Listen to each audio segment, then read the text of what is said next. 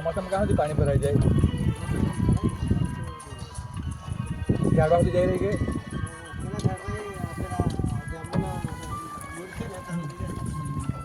એટલે કેટલું ઊંચું પાણી થઈ જતો હે.